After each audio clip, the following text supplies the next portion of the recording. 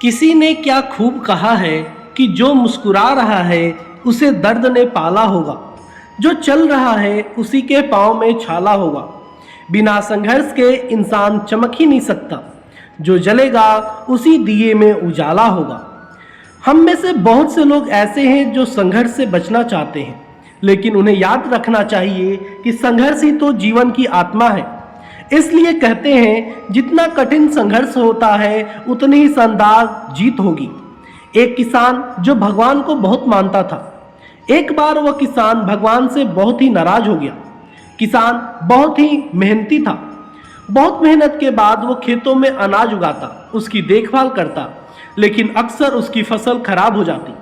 कभी बाढ़ आ जाती, कभी सूखा पड़ जाता, तो कभी तेज धूप और कभी आंधी, मतलब किसी न किसी वजह से उसकी फसल खराब हो जाती। एक दिन की बात है, किसान गुस्से में आसमान की तरफ देखकर भगवान से कहता है, ईश्वर, आपको लोग सर्वज्ञाता मानते हैं, आपकी मर्जी के बिना एक पत्ता भी नहीं हिलता, पर मुझे तो ऐसा लगता है कि आपको तो छोटी से छोटी बातों का भी पता नहीं है। आपको तो ये भी नहीं पता है कि खेती बाड़ी कैसे होती है। अगर आपको पता होता तो हर समय जो बाढ़, आंधी और तूफान आते हैं वो फिर कभी नहीं आते। आप नहीं जानते कि इससे कितना नुकसान होता है हम किसानों का। यदि आप मेरे हाथ में ऐसी शक्ति दे दें कि जैसे मैं चाहूं वैसा मौसम कर दूं, फिर आप देखना मैं अन्न के भंडार लगा दूंगा।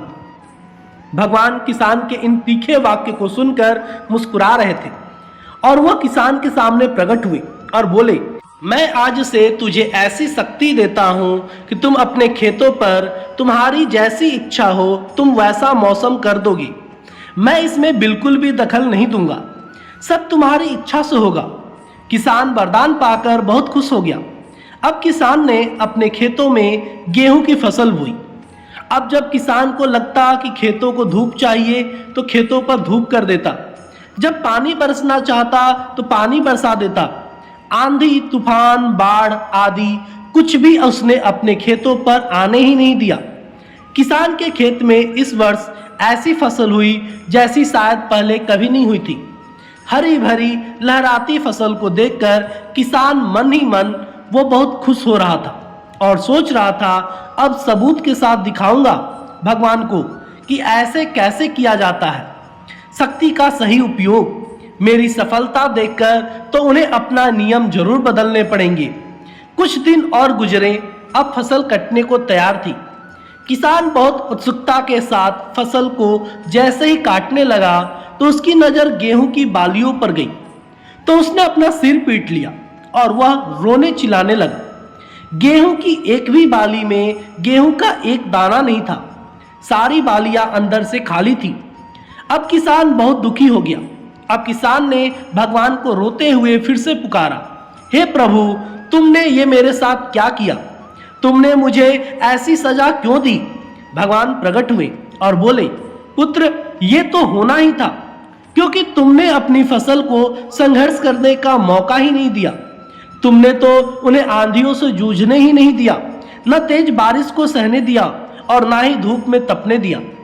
तुमने अपने खेतों को एक भी चुनौतियों का सामना तो करने ही नहीं दिया ना, इसलिए तुम्हारी सारी फसल अंदर से खोखली रह गई। जब आंधी, तूफान, तेज बारिश और तेज धूप पड़ती है, तभी ये पौधे अपने अस्तित्व को बचाने के लिए संघर्ष करते हैं।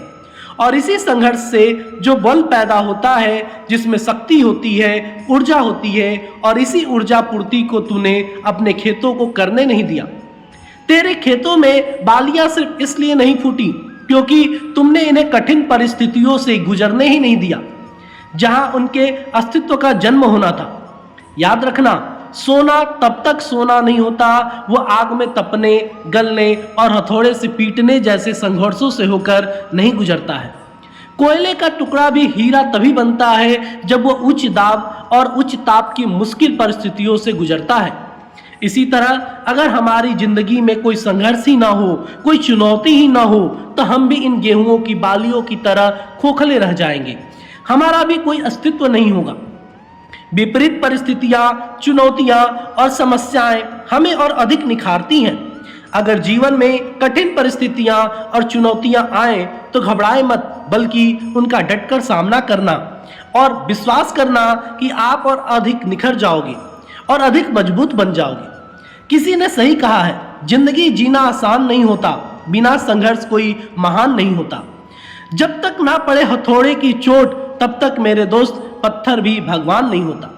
आपको ये कहानी कैसी लगी कृपया कमेंट करें और चैनल पर नए हैं तो मेरे चैनल को सब्सक्राइब करें। धन्यवाद दोस्तों।